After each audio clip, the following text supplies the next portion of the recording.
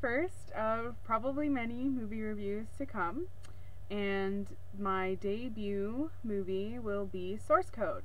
But before I start, I just want to say that I won't give away the big finale of the movie, but I'll definitely give away little things that happen throughout the movie that the trailers don't make immediately obvious. So if that bothers you, you should probably stop watching. And if not, then keep going. So yeah, so I saw Source Code, and it was actually really, really, really good. It's still in the theater. It's categorized as a sci-fi. And here's basically what it's about.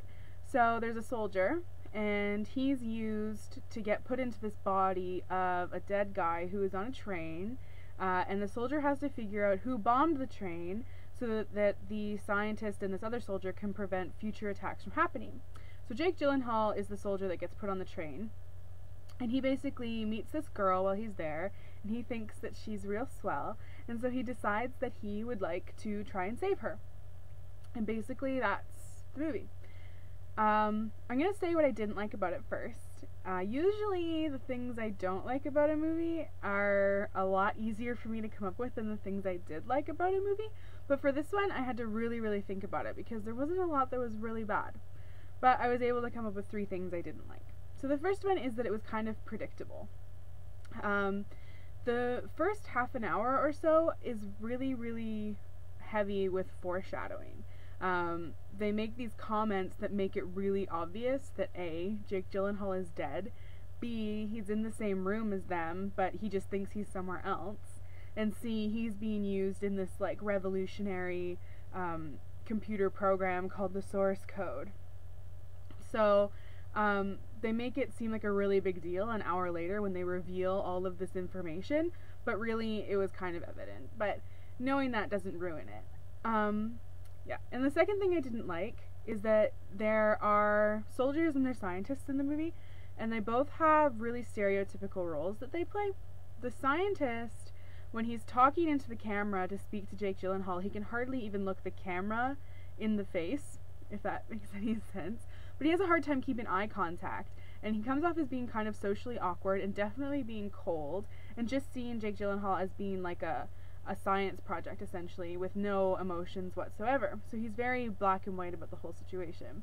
And then the soldier girl, who is talking to Jake as well, she's much more humanized, and they're both, her and Jake Gyllenhaal, they're both really cool and hip, and they have that kind of swagger that soldiers generally have because they're so awesome.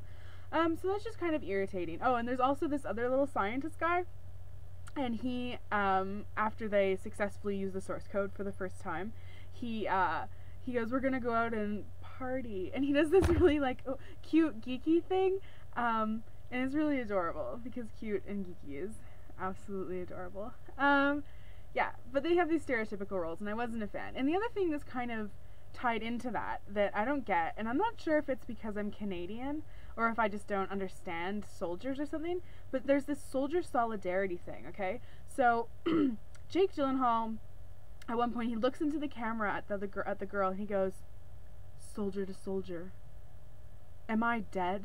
And then she gets this look on her face that's like, oh crap, he said soldier to soldier, now I have to tell him. As if both people being soldiers automatically means that they have to tell each other stuff and defy their bosses even though they're not supposed to tell them things or whatever, right?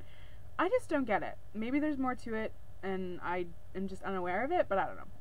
I just didn't like that either. And then the third thing I really didn't like, and this is not a big deal at all, but Russell Peters is in it, and he's a comedian who I don't find funny at all. In fact, I actually find him pretty annoying.